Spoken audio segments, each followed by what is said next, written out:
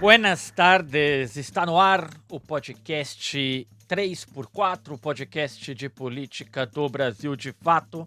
Estamos ao vivo em formato videocast para que você não apenas nos escute, mas também nos veja, nos assista. As análises políticas da semana, a agenda política do país é o que você encontra aqui semanalmente no 3x4 em debate. Eu sou Igor Carvalho, apresentador deste podcast, e ao meu lado está José Genuíno, ex-presidente do PT, ex-congressista, constitucionalista e assim vai, não é mesmo, José Genuíno? Boa tarde. Que ano, hein? Nós estamos começando 2026. Um ano que começou em 2025, aliás, sobre esse tema que vai ser objeto do nosso programa aqui no 3x4. Exato. Até quando se diz feliz 2020? Se deseja um feliz ano novo, José Genuíno? Até o carnaval? Eu acho que vai ser depois do carnaval. Até depois do carnaval, a gente... a Semana Santa. É. Tá. Porque ele começou antes, ele começou em novembro, dezembro, com esse escândalo. Tem uma gordura pra queimar. Com esse escândalo aí, tem uma gordura pra queimar. Tá certo.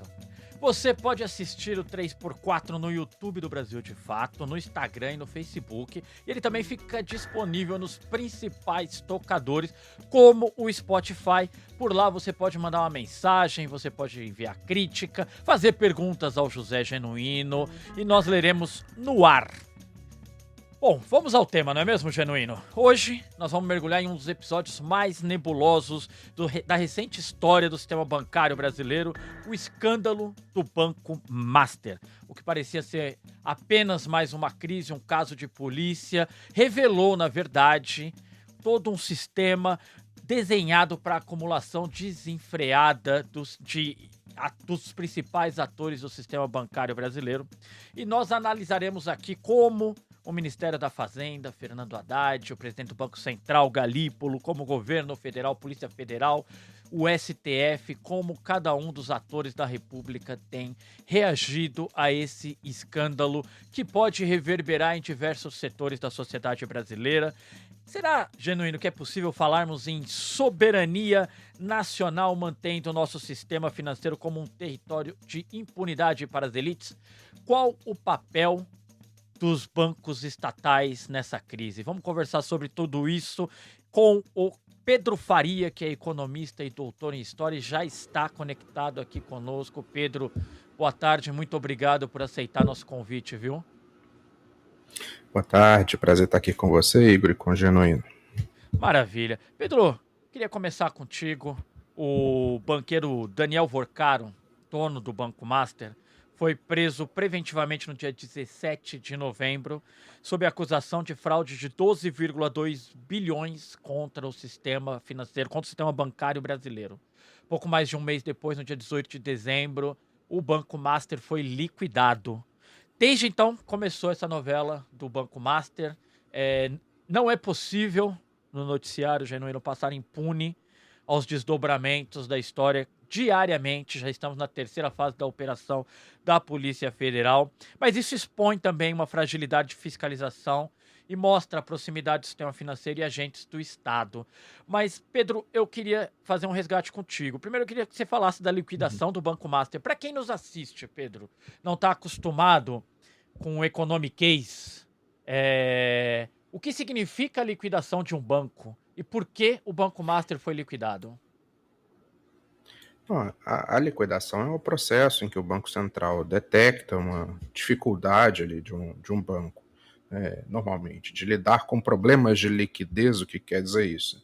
Ele tem passivos, tem dívidas de curto prazo vencendo, e os ativos que o banco tem não são suficientes, né, ou às vezes até são suficientes em valor, mas não são suficientes ali disponíveis naquele momento para ele honrar as suas dívidas.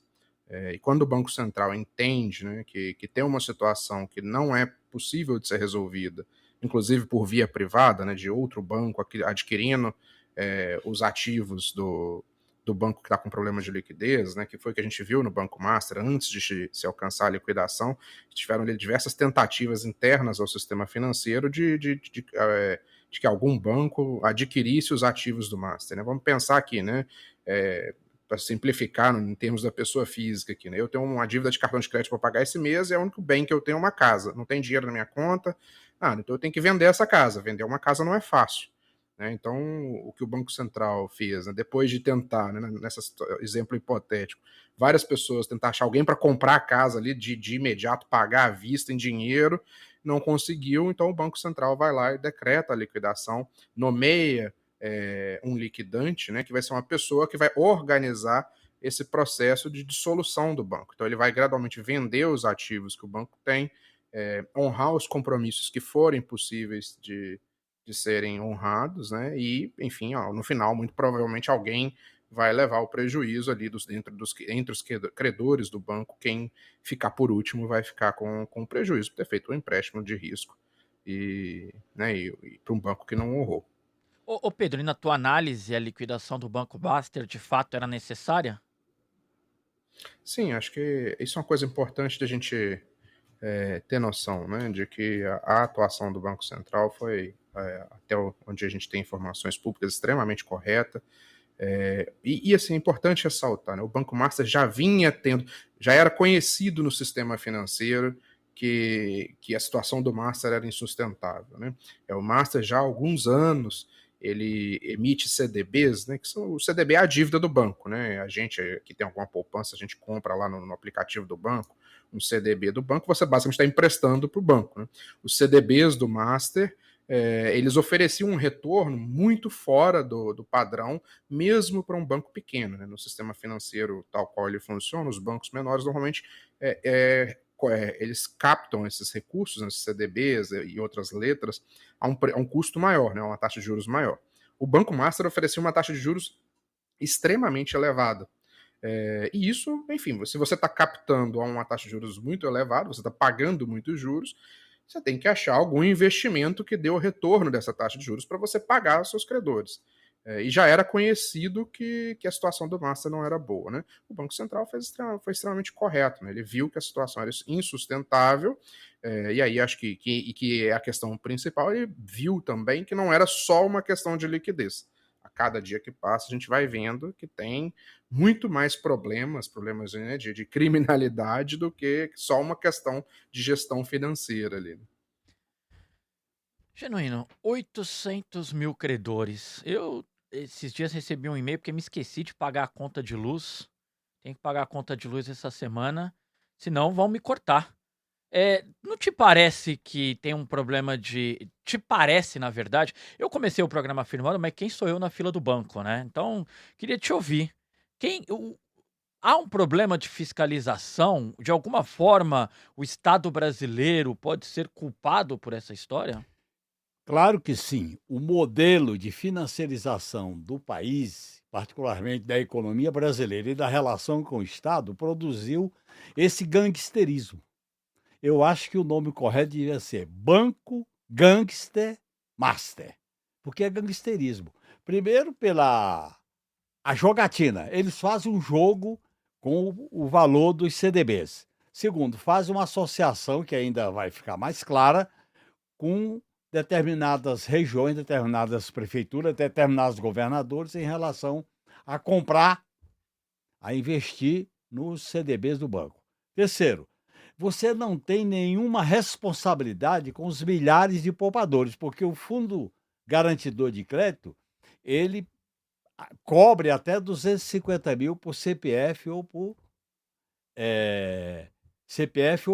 pessoa física, né? CNPJ. CNPJ. Então, olha bem, o sistema financeiro alcançou um grau de autonomia, um grau de relação com a economia, porque ele hegemoniza no topo da economia, que dá margem a isso.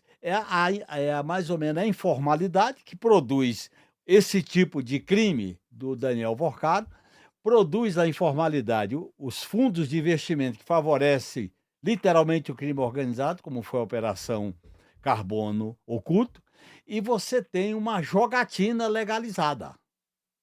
Portanto, o controle do Banco Central passa a ser um elemento central. Nesse caso, a gente pode até discutir que o Banco Central podia ter se antecipado para evitar esse rombo tamanho, que é um rombo que vai ter que cobrir agora de 40 bilhões do Fundo Garantidor de Crédito.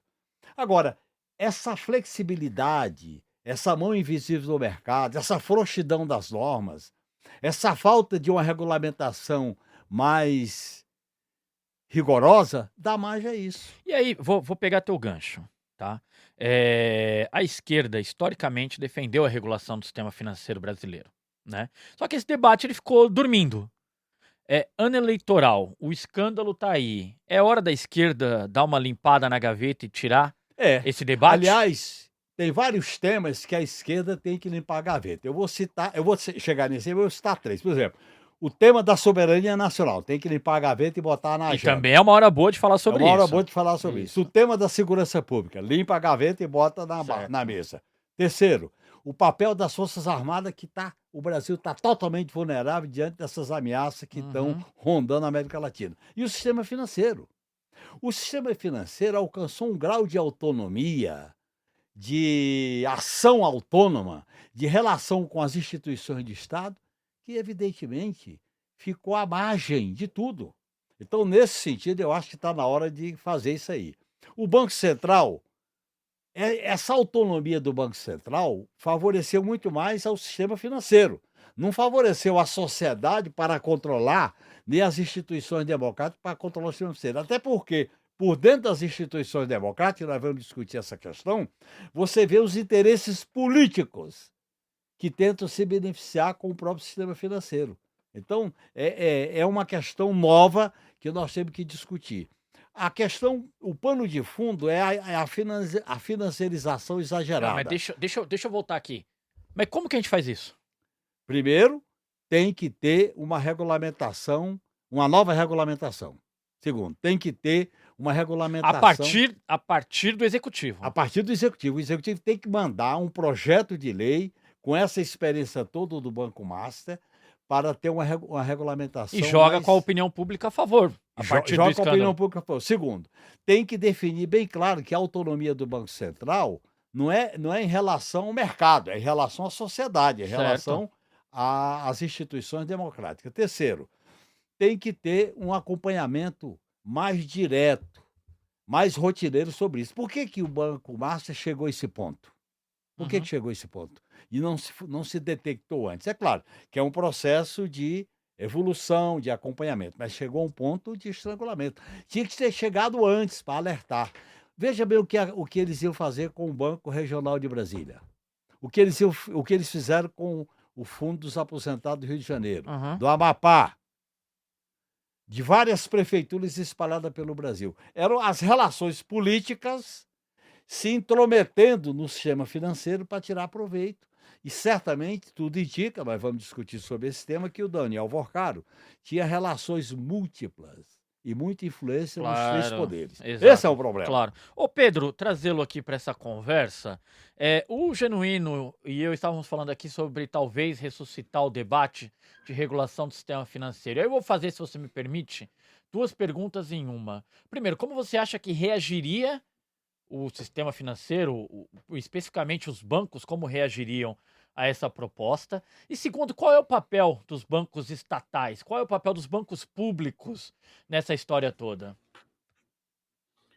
Vamos começar de trás para frente. Porque eu acho uma coisa boa, uma coisa boa para lembrar, que vai no sentido aí do que o Genuíno falou, né?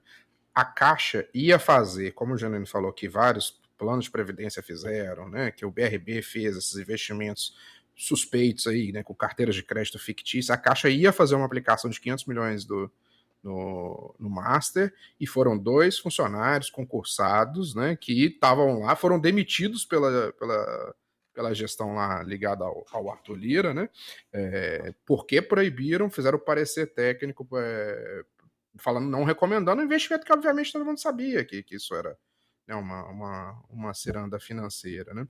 E assim, acho que regulação do sistema financeiro, isso é uma coisa interessante.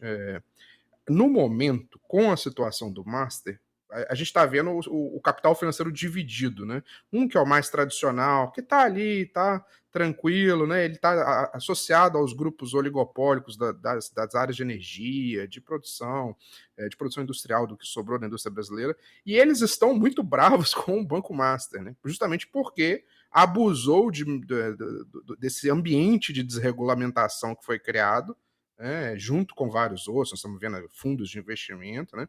Então eu acho que nesse momento é um momento muito bom para a gente retomar a questão da regulação, porque talvez a gente encontre um pouco menos de resistência de parte do capital financeiro para dar início a um processo. Obviamente, eles vão querer um movimento muito limitado, né?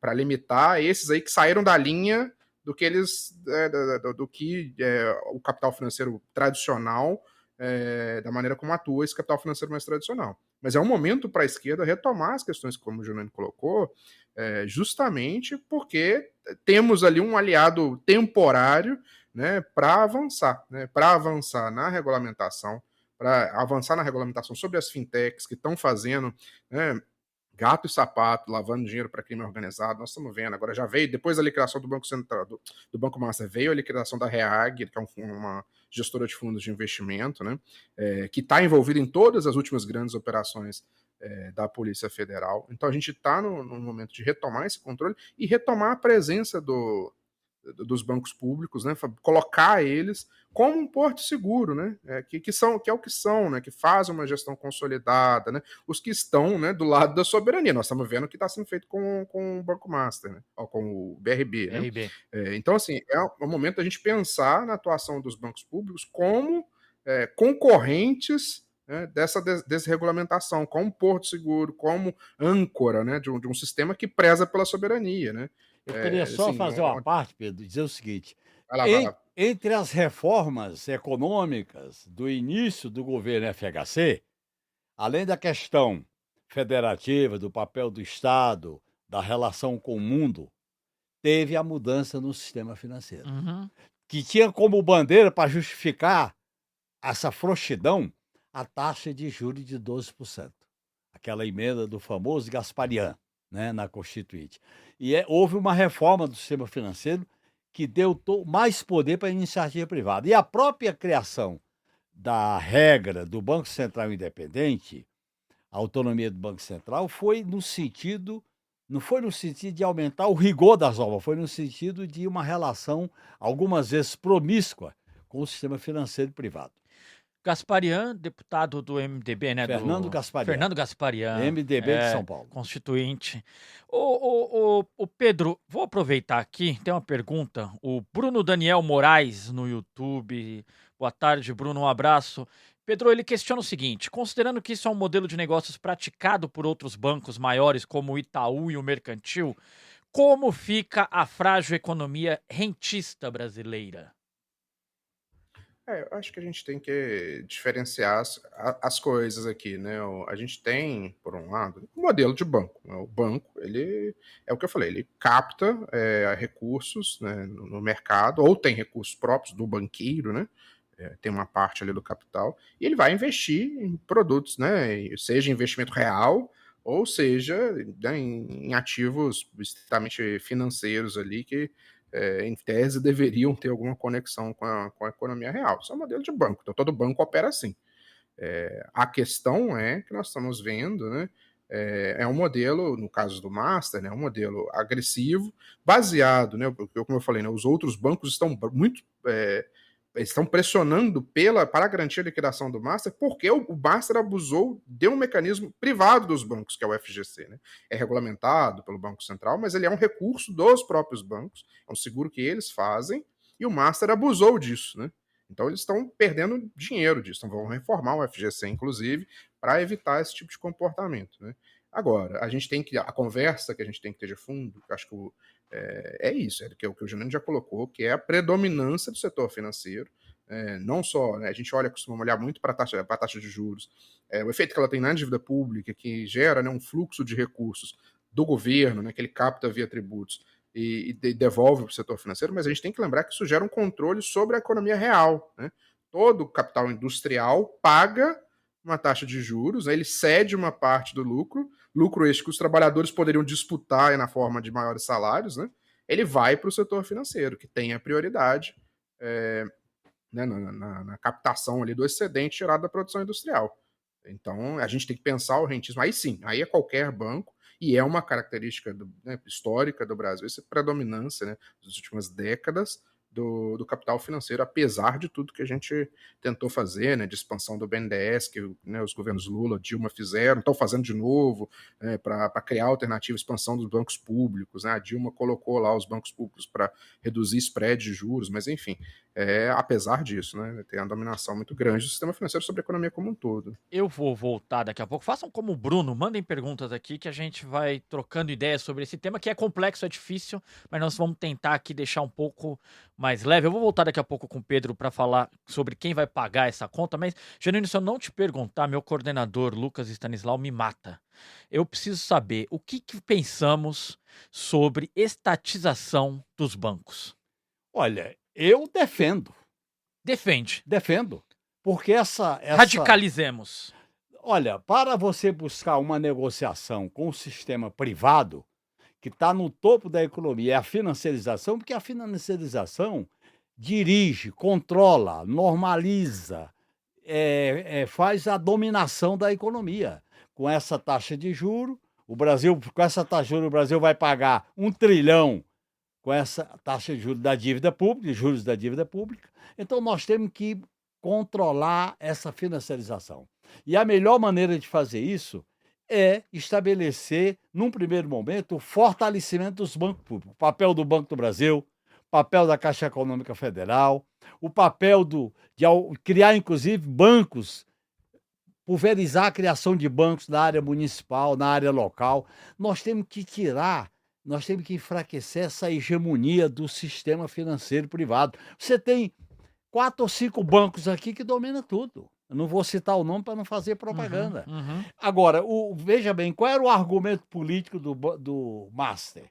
É que ele estava com a sua jogatina, com a sua esperteza, estava derrotando os bancos grandes. Qual é o argumento das fintechs? Nós estamos popularizando, nós estamos democratizando o sistema financeiro.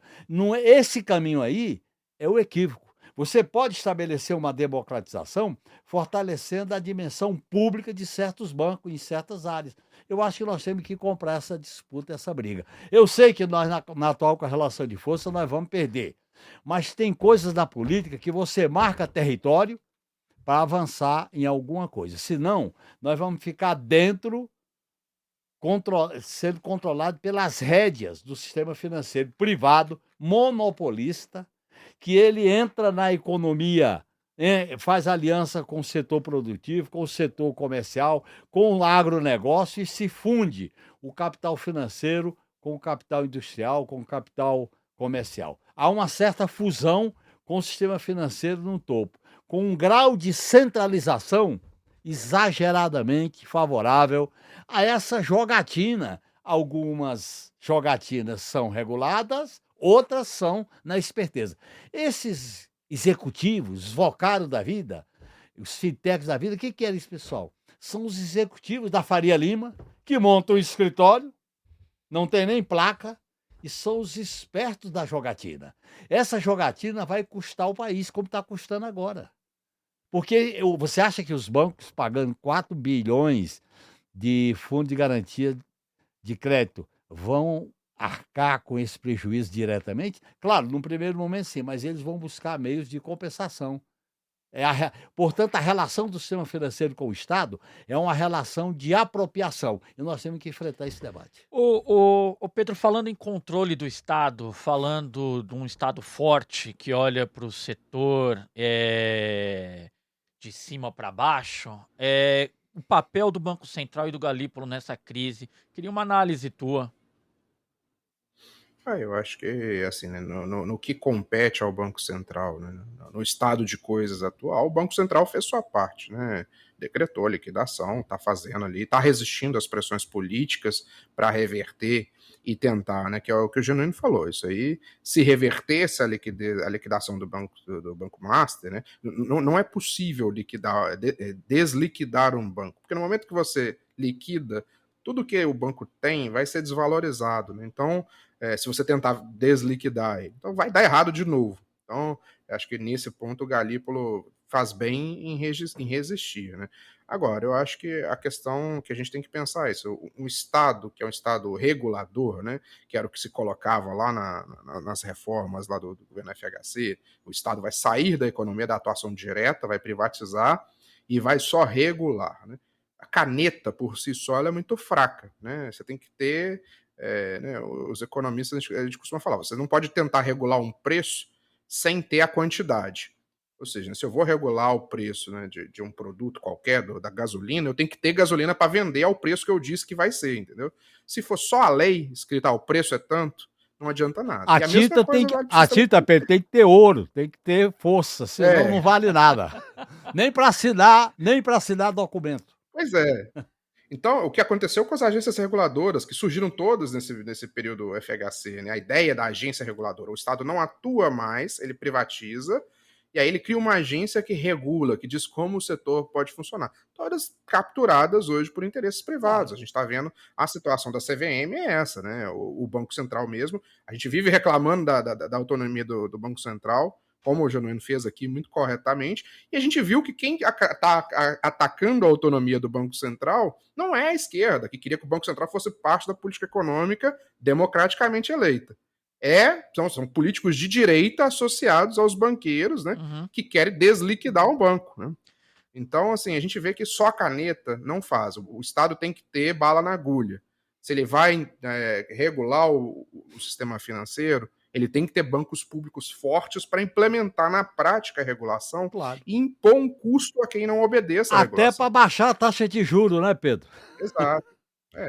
Não por acaso, quando a Dilma tentou fazer isso lá, uma medida muito acertada de colocar os bancos públicos para reduzir o spread e ganhar mercado, concorrência. Né? O pessoal aí que se diz a favor né, de capitalismo, eu acho engraçado. A proprietária, né, o Estado proprietário de bancos, falou para os seus bancos, né, olha, baixe o preço e vendam mais. Roubem mercado do seu concorrente. Os concorrentes não gostaram e fizeram o quê? Derrubaram a presidenta que dava ordem para os bancos. Né? Ao invés de falar, não, então vou concorrer aqui, vou disputar o cliente oferecendo juros mais competitivos, eles foram lá e apelaram para a esperteza. Né? Então, assim, a gente tem que ter bala na agulha para enfrentar, porque a resposta vem. Né? A classe dominante brasileira, ela é muito esperta. Ela é um só tempo corrupta, autoritária e gosta de ser vassala. Ela junta essas três coisas. E o sistema financeiro é um exemplo disso. A esperteza desses novos jogadores da economia, porque esses executivos, cujo exemplo maior é o Vorcaro era, bem, tudo indica que era muito bem recebido nos palácios, fazia grandes jogadas, fazia grandes contratos, tinha relações com pessoas influentes nos três poderes, porque ele é insinuante. E ao fazer essa aproximação, ele vai com o discurso neoliberal, do mercado, da livre iniciativa, da mão invisível do mercado. Eu acho que a crise do Banco Master está servindo para colocar holofote nesse sistema financeiro que tem que ter, além de uma regulamentação mais rigorosa, o governo tem que dar apoio.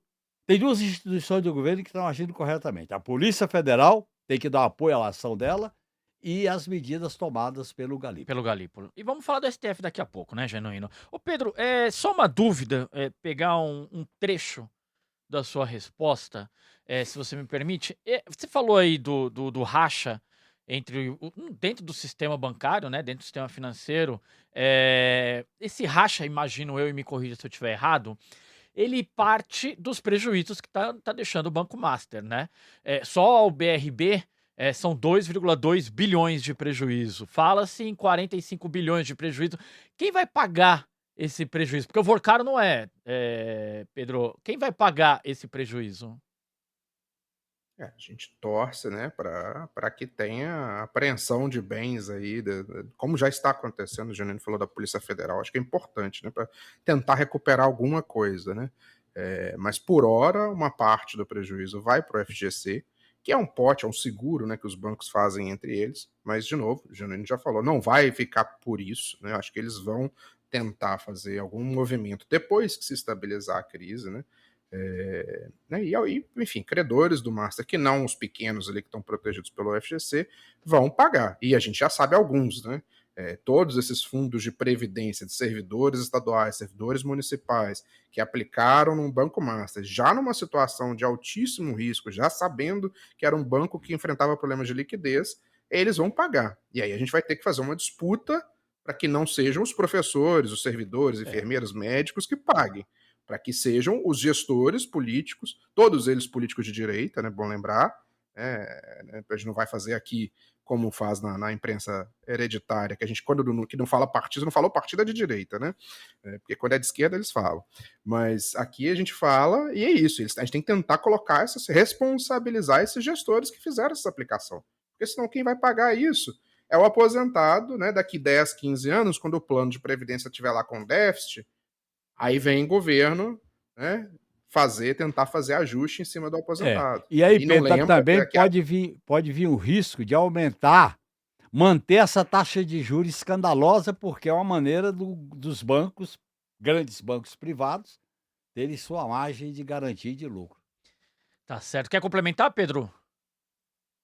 acho que e assim, de fundo também, né? Como eu falei, né? Tem uma disputa interna ao sistema financeiro, que eu acho que é de fundo também, de uma disputa mais ampla na economia, né? A gente tem visto, acho que ao longo dos governos Temer e Bolsonaro, o surgimento de novos capitais que operam na margem da legalidade, um pé na ilegalidade, um pé na legalidade, né? E a gente está vendo com essa crise do Banco Master, né, como eles estão bem articulados, né? Então a mesma Reag, que é a gestora de fundos, que aparece na crise do Master, ela aparece envolvida com o PCC, gerando fundos de PCC, que aparece operando no mercado de combustíveis, né, no mercado, inclusive, de usinagem, né, de cana-de-açúcar, para fazer combustíveis.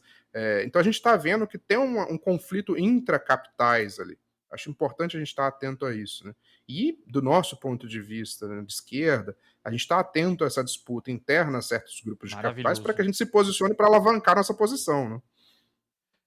Tá certo, eu vou pedir agora um instantinho aqui, um breve parêntese na nossa conversa para falar da campanha de apoio ao jornalismo produzido pelo Brasil de Fato. Se você nos acompanha, se você nos prestigia com a sua audiência, se você segue o conteúdo, segue o que é feito aqui pelo jornalismo, pela equipe de jornalismo do Brasil de Fato, diariamente no brasildefato.com.br. Então, apoie o que fazemos aqui, apoie a produção jornalística do Brasil de Fato. Nós estamos com uma campanha no apoia.cse/Brasil de Fato, apoia a comunicação popular e apoia a equipe do Brasil de Fato. Se você tem algo a dizer sobre o 3x4, uma crítica, uma sugestão, uma dúvida, por favor, nos envie. Estamos de volta agora para essa conversa aqui com o economista e doutor em História Pedro Faria e com José Genuíno. Genuíno, olha só, alguns ventos de Brasília já anunciam que após essa crise, notando o importante papel que o Banco Central tem nessa discussão, quadros do Centrão, dos partidos que compõem o Centrão, já estão de olho nas diretorias do Banco Central. Estariam de olho para já começar a negociar durante a eleição, o processo eleitoral, algumas diretorias. E o Banco Central, é importante que se diga, ele sempre foi instrumento, um espaço de quadros técnicos. O que você acha dessa movimentação do Centrão? Olha, a classe dominante brasileira, ela tem uma divisão. Tem um setor técnico financeirizado que quer que a governabilidade passe pelas agências e pelo Banco Central Independente.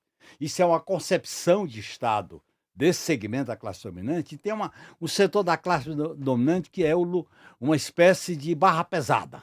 É a turma da emenda secreta, é a turma da emenda PIX, é a turma das indicações, é a turma que estabelece relações promíscuas lá na corrutela. Eu acho que o que eles querem é enfraquecer os mecanismos de controle e fiscalização. Por exemplo, essa ação do TCU, não tem nada a ver o TCU com a liquidação do banco. Segundo, a ação que eles fizeram em relação às indicações de diretores do Banco Central. Terceiro, a indicação e a pressão que eles fizeram para indicar o presidente da CVM. Eles querem ter influência, né, nesses organismos, nessas instituições da cúpula do Estado burocrático financiarizado. Aí tem uma disputa entre a velha classe dominante, corrupta, e a classe dominante que é corrupta, mas é reciclada, é florida, é cheirosa, é da Faria Lima, não é da Corrutela. Eu acho que tem essa divisão. Nós temos que defender uma regulamentação pública, democrática, republicana nesse debate. Por isso que, nesse momento, é fundamental a ação da Polícia Federal, é fundamental a ação do Galipo, eu nem falo a ação do Banco Central, a ação do Galipo, e é fundamental a gente colocar no radar esse movimento que vai acontecer. Isso tem a ver com a eleição de 2026, tem a ver com as repercussões políticas do que pode acontecer em relação à crise do Banco Master. Eu não duvido de absolutamente nada do que faça o Centrão para deixar o país pior do que ele está, viu, José Aliás, Genuíno? em matéria de perspectivas, a gente não pode mais surpreender com nenhuma barbaridade, seja no Brasil, seja no mundo. Tá certo. Pedro, eu estava querendo falar contigo justamente sobre essa questão do TCU. O Banco Central hoje anunciou, né, através de uma nota, que vai entregar todos os dados da liquidação do Banco Master para a inspeção que o TCU fará, né, em todo esse processo. É comum? É usual? O que você acha do envolvimento do TCU nesse processo? Isso é uma coisa completamente sem precedente, né? O TCU, enfim, em tese, ele existe para averiguar o uso, né, de recursos públicos ali, se está sendo feito de maneira adequada, né? Ele não está ali para fazer revisão de decisão administrativa, né? Acho que o TCU não, apesar dele ter tribunal no nome, ele não é um tribunal, né? Você não pode, né, um ente regulado pelo Banco Central, né, um banco, por exemplo, se ele entender que a decisão descumpriu alguma lei, ele vai apelar para a justiça, né? Ele não vai apelar para o TCU. O TCU está ali, né, ele poderia averiguar se está tendo, né, vamos inventar aqui uma coisa hipotética, de que os funcionários do Banco Central, quando vão fazer uma diligência, ficam em hotéis de altíssimo luxo, né? Seria isso, mas isso é completamente alheio à questão. O TCU não deveria está entrando nessa questão da liquidação do Master, né? E o que a gente viu foi que, enfim, depois de uma tentativa, né, que hoje a gente tem visto aí, ontem na imprensa, né, o senador Renan Calheiros veio a público falar, acusar, né, né, o Arthur Lira e o Hugo Mota como articuladores desse movimento. O TCU deu um recuo, né, e o Banco Central ofereceu esse compromisso aí, esse acordo, né, para que se recuasse do movimento mais agressivo, né? Acho que então vai ter ali alguma análise, mas enfim, espera-se, né? Acho que a gente tem que continuar a pressão nas redes sociais para que seja cumprida a regulamentação que existe, que o Banco Central está fazendo, para que não voltem, né, a tentar atacar por meio desses mecanismos aí completamente fora da rotina dos órgãos de fiscalização. Ô Pedro, o gangsterismo do Vorcaro chegava no TCU e a decisão do ministro Jonathan tinha muito a ver com a defesa que ele estava fazendo, que seus advogados estavam fazendo, sobre a liquidação do banco. Terceiro, nesse momento que o TCU vai para a ofensiva com o Jonathan, vem aquela ação dos influenciadores, pagos, financiados, financiado, tudo indica, por muito pessoas em nome do Vorcaro. E vem também uma espécie de descontentamento, de segmento do Centrão, que se beneficiava, segundo especulação inclusive, com emendas PIX antecipadas com execução obrigatória, com financiamento. O próprio, veja bem, a própria decisão do Supremo, que nós vamos examinar isso aqui, em relação aos dados da CPI do INSS, que está no cofre do Alcolumbre. Portanto, tem muita coisa esquisita nessa grande maracutaia que é o Banco Master. Ô Pedro, eu não repercuti contigo, eu queria rapidinho, porque eu já tenho uma outra questão engatilhada, a politização dos cargos da diretoria do Banco do Banco Central te agrada? Olha, depende do que a gente está falando, né? Se for a política de P menor, né? Essa que o Genuíno chamou aí de gangsterismo, não, definitivamente não agrada. Agora, me agrada muito que o Banco Central passe a ser parte da política econômica democraticamente eleita, né? Isso sim, me agrada, né? Inclusive, eu acho que seria, né? O presidente Lula tem mantido seu distanciamento em relação à situação do Banco Central, porque é a forma como o Banco Central está institucionalizado hoje, né? E seria muito positivo que o Banco Central fosse uma parte ativa da política econômica, né? Para que a gente pudesse defendê-lo com mais força política, propriamente, né? Então, a política de P maior me interessa que ela chegue ao Banco Central, assim como ela chegue, né, e chega, né, ao BNDES, o presidente Aloysio Mercadante está fazendo lá, de retomar, de colocar ativamente o BNDES como um agente de desenvolvimento que toma decisões sobre, né, o rumo que o país vai ir, né? A gente não pode achar que o Banco Central é uma entidade puramente técnica isolada da política, mas essa é a política de P maior que a gente quer. A política de P menor ali, aí realmente, né, aí vai virar um faroeste, já está virando, né? A coisa já está virando um faroeste e vai ser Ô, completa Pedro, de bagunça. faroeste financeiro, sai de baixo, né? Pois é. Aí a coisa fica muito pesada.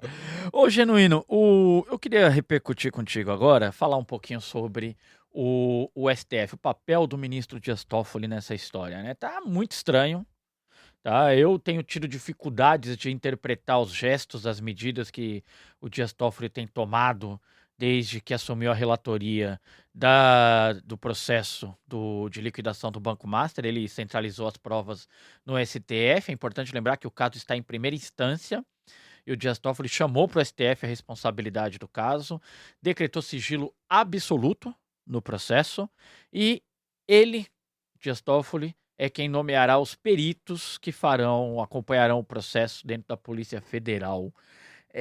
Tá estranho, né, Genuíno? Tá muito estranho um ministro do STF com esse receio, com esse melindre todo para tratar de um assunto que tá público, inclusive. Isso não é melindre. Qual é o nome que vão dar para isso? Eu acho que o nome que a gente tem que dar com isso é uma relação não republicana, não pública, da relação do ministro com segmentos e com interesse privado. Primeiro que o caso não era para estar no STF, porque a justificativa é um contrato de locação com o deputado federal que não tem nada a ver com a investigação de conjunto. Segundo, as decisões tomadas de segredo absoluto, que vem logo em seguida, não têm sentido.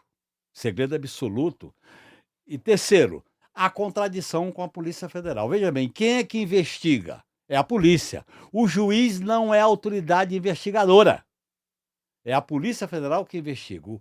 O ministro conduz o processo. Portanto, isso aí é muito estranho. Nomear peritos da Polícia Federal, mais estranho ainda. Eu acho que para encurtar essa história, Igor, só tem duas alternativas para salvar a imagem do Supremo.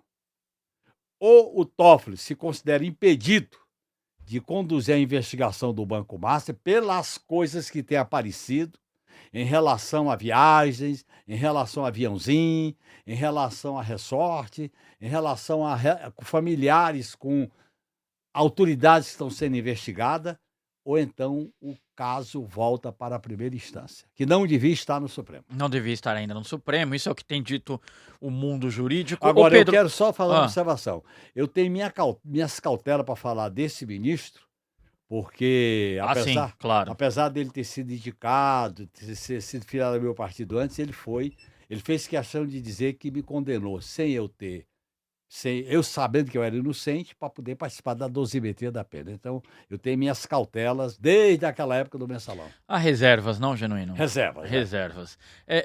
Pedro, o ministro Fachin, que preside o STF, retornou ao Brasil, antecipou a volta das suas férias, para entender o que tem acontecido com o Toffoli, por que o relator do processo está agindo dessa forma. Não te soa estranho também que o Toffoli tenha tomado tais atitudes que inclusive, os deixam exposto publicamente? Não é factível imaginar que um ministro do STF não imagine, não pense o que a opinião pública dirá quando ele se envolve dessa forma com um processo que nós sabemos traz nomes fortes da República, traz nomes de empresários por trás e pode se tornar um escândalo. Financiadores de campanha, como Financiadores de aconteceu campanha, aqui num em ano São eleitoral, Paulo, né? No ano eleitoral, o maior financiador Da campanha da do campanha Tarcísio. do Tarcísio Sim, é exatamente esse cidadão que está sendo investigado sim, na sim. crise do Banco Master. Exato. Então, Pedro, não te soa estranho o conjunto de medidas adotadas pelo Toffoli nas últimas semanas? Acho que o Genuíno já descreveu bem aí o rol de medidas bastante heterodoxas que foram tomadas, né? E acho que assim, o ministro Toffoli, ele foi sorteado para esse caso, né? É, quando logo depois que ele desceu do jato lá, onde ele estava com o advogado do banco do Vorcaro, né? Um dos advogados, assistindo a Libertadores. Ele deveria, naquele momento, ter se declarado impedido. Falar, olha aqui, eu acabei de... Né, o sorteio foi depois, a gente acha que o sorteio foi antes, mas foi depois. Mas ainda assim, né? Eu acho que ele deveria ter se declarado impedido. Né?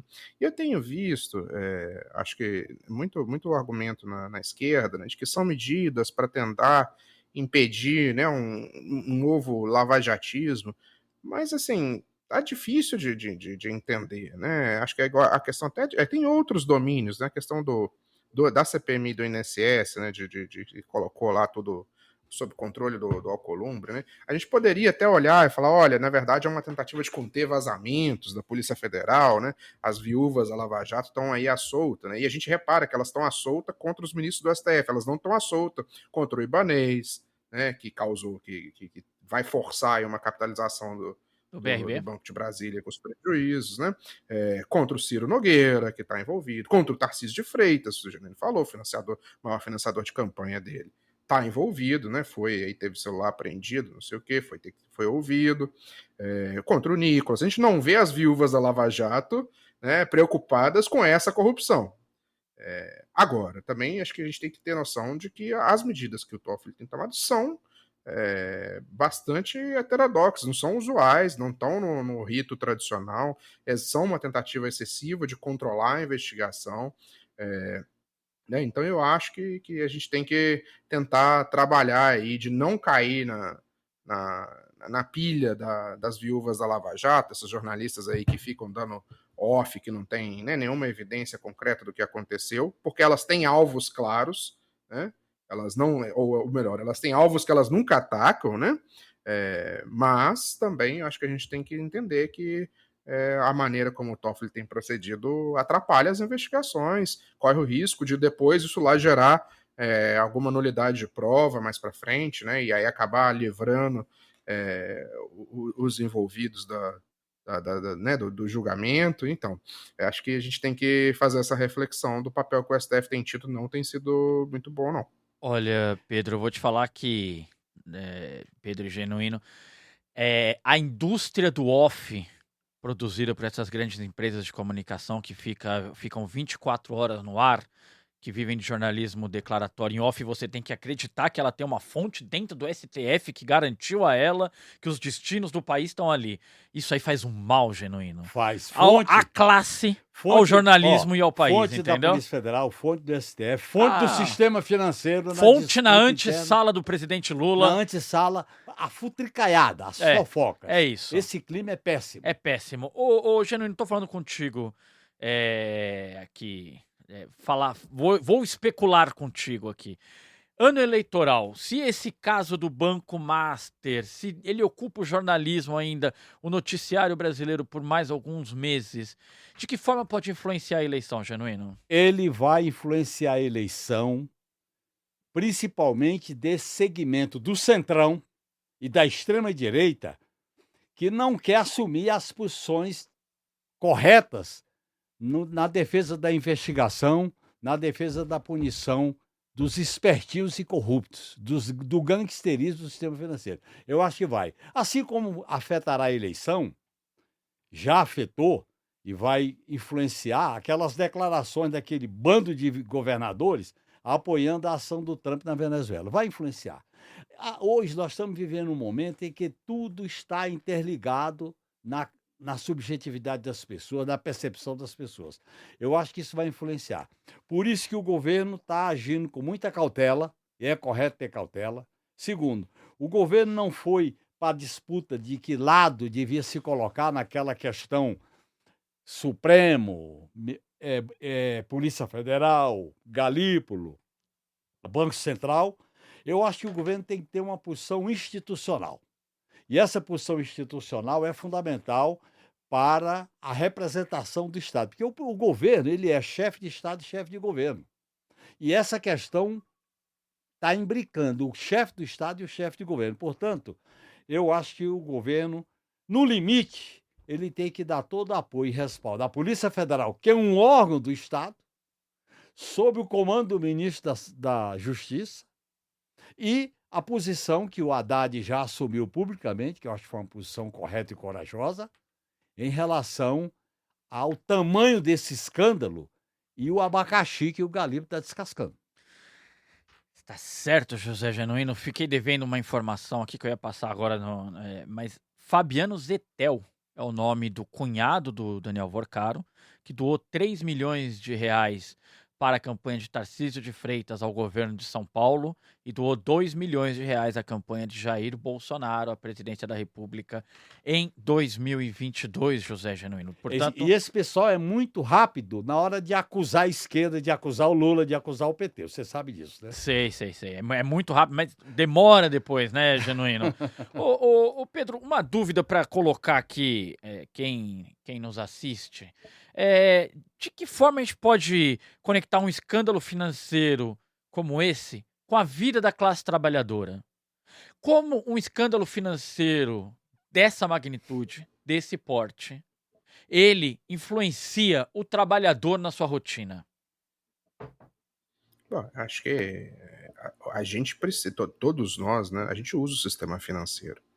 Esse nível de gangsterismo no sistema financeiro abala a nossa habilidade, é uma tecnologia social ali, né? A gente precisa dela, né? Então, algumas pessoas mais de 800 mil pessoas que perderam algum nível de recurso com o Banco Master, né? E vamos lembrar, né? O grau de financiarização é tamanho, né?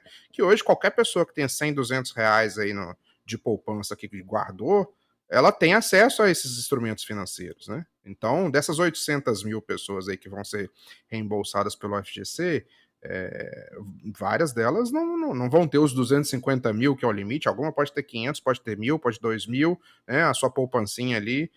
Então, dessa vez teve FGC, né? Mas esse grau de financiarização, esse grau de gangsterismo financeiro que a gente está vendo, ele acaba afetando a poupança das pessoas, né, de classe média aí, que consegue fazer uma poupança, né? Então, assim, afeta as pessoas, vai afetar, como eu já falei, os aposentados dos fundos de pensão que tiveram essa atitude aí suspeita, né? No mínimo irresponsável e bastante suspeita de fazer aplicações num banco que já estava em claro processo de dificuldades, né, naqueles momentos, né, que vão ter que ir para a luta agora para não serem eles a pagar com suas aposentadorias, né, e como o Juliano já falou, os bancos não vão entubar 40 bilhões de prejuízo e ficar por isso, né, 40 bilhões do FGC, fora o que eles ainda vão tomar de prejuízo ali, de posições que possam ter, né, nessa situação, e outras instituições financeiras que venham a ser liquidadas, como a gente já viu a REAG, podem acontecer outras, né? Então afeta a vida das pessoas, seja via tributo, via aposentadoria, via nossa habilidade de usar Via um taxa sistema de financeiro juro, seguro, né, Pedro? via taxa de juros, que sirva. A gente precisa de um sistema financeiro, né? Não é o problema. Na China, 95% do sistema financeiro é estatal. É uma ferramenta maravilhosa de desenvolvimento, de alocação de recursos, de planejamento de investimentos, né? Então, nos afeta quando a gente não tem um sistema financeiro que atua como ferramenta de desenvolvimento, que atua como ferramenta de especulação, ferramenta de corrupção, né? Ferramenta de controle político por uma minoria extremamente rica, né? Então, está nos afetando. Pode parecer distante para muita gente, mas não, isso é essencial. Olha, o Jarbas Vespasiano, José Genuíno, no YouTube do Brasil de Fato, disse: o Estado deve ser um indutor do desenvolvimento, mesmo porque o mercado é uma quimera do liberalismo, uma fantasia de natureza metafísica. Genuíno, estamos caminhando aqui para o final. Obrigado, Jarbas. Vou repercutir uma última notícia de agora há pouco contigo. A CPMI do INSS requereu a André Mendonça documentos da investigação do processo do Banco Master, pois os parlamentares querem ter acesso aos nomes dos envolvidos, sob a argumentação de que nem os banqueiros serão poupados pela CPMI do INSS. Te preocupa que vá parar nessa instância a investigação e que o parlamento brasileiro passe a conduzir uma investigação própria do caso? Tendo nas suas mãos o nome dos envolvidos? Olha, é uma faca de dois gumes, ou como dizia o Vicente Mateus, de dois legumes. Primeiro que é com a competência da CPMI. Segundo, o que pode ser feito, porque qualquer informação que chega na CPMI, ela vira pública. Exato. Não tem jeito. Depois, os envolvidos nas relações promíscuas, com Vorcaro e companhia, isso pode gerar um sistema de proteção. Portanto, é uma situação muito delicada. Agora, o princípio democrático da CPMI ter acesso às informações é necessário ser respeitado, no meu modo de entender, mesmo com todos os riscos. Viu? Agora, isso mostra que os instrumentos de fiscalização e de controle têm que ser aperfeiçoados para não gerar esse tipo de coisa. Porque eles querem produzir uma anarquia, um caos, e nessa anarquia e nesse caos, eles buscarem um sistema de autoproteção. Olha, José Genuíno, uma CPMI que tem senador Marcos Rogério, senador Eduardo Girão, senadora Damares Alves, senador Rogério Marinho. Eu não consigo olhar para essa CPMI requerendo esses depoimentos, esses documentos e ficar em paz. Ô Pedro, eu tô indo para o final do programa. A CPMI quer ter acesso. E aí passa, caso o ministro André Mendonça forneça à CPMI os dados da investigação, ficarão os senadores e deputados que integram a CPMI do INSS, ficarão, portanto, a par dos nomes dos envolvidos, quem são os investigados, o que foi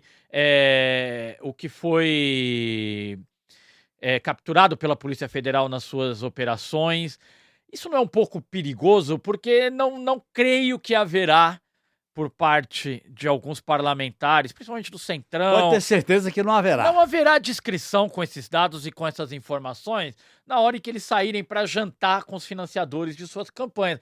Eu tô sendo muito pessimista, Pedro? Eu acho que, infelizmente, a gente vive uma situação, né? Vamos lembrar, né? O ex-deputado agora, o Ramagem, né? Foi diretor da ABIN, está foragido. É uma pessoa com conhecimento de todos os segredos de inteligência brasileiros, que está hoje no território dos Estados Unidos, né? E vamos dizer assim, numa situação em que ele pode ser preso a qualquer momento. Né? Então, e ele integrava, Pedro, ele integrava a Comissão de Controle Externo dos Assuntos Sigilosos da ABIN, como deputado. Pois o Genuíno sabe muito bem isso. O deputado, no exercício de suas funções, ele vai ter acesso a informações que têm classificação sigilosa. E o que a gente vê hoje são o quê? Entregadores, né, sabujos, entregadores da pátria aí, que falam abertamente isso, e que têm acesso a todo tipo de informação que uma CPMI precisa. Né? Então a gente se vê nesse dilema. Por um lado, a gente acha o controle parlamentar é uma parte fundamental, né, da democracia, o parlamentar ter acesso, poder requisitar as informações, fazer a investigação, mas hoje a gente tem uma situação em que as pessoas, né, diversos parlamentares que ocupam essas funções são, né, traidores da pátria, para não colocar o nome. A gente tem que ir para cima esse ano para que essas pessoas não estejam lá, né? Nessa CPMI. Eu não tenho a resposta para a sua pergunta sobre a do INSS. São agentes de interesse privado, né, Pedro? São agentes de interesse privados e alguns estrangeiros. Né? Exato. E a próxima virá, viu, Pedro? A próxima virá. Não duvido nada aqui do próprio Banco Master. Agora, Pedro, muito obrigado pela sua presença, viu? Pela sua participação aqui. Enriqueceu muito o nosso debate. Eu que agradeço, prazer estar com vocês. Legal. José Genuíno, minha companhia semanal aqui, que bom. Muito Agradeço obrigado. demais. Muito obrigado. Você nos estimula a pensar e a se empolgar com a lucidez desse programa 3x4. E você me estimula a estudar bem para não chegar aqui e falar bobagem. Ah, que é isso, Igor.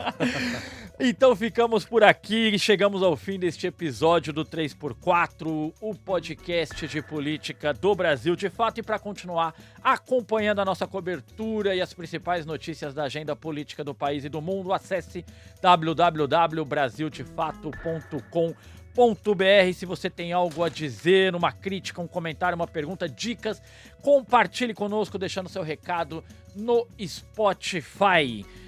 O 3x4 é apresentado e roteirizado por mim, Igor Carvalho. Nossos comentaristas fixos são Juliane Furno, João Pedro Stedley, José Genuíno e Valério Arcari. A direção é de Camila Salmásio, a produção de Letícia Holanda, a trilha sonora original é de Alejandra Luciani, os trabalhos técnicos de Adilson Oliveira e Marina Ortega, a identidade visual é de Rafael Canoba. No Brasil de Fato, a coordenação de redes sociais é da Rafaela Cury, a coordenação de jornalismo de Muniz e Ravena e Lucas Stanislau e a direção executiva da Nina Fidelis. Até semana que vem.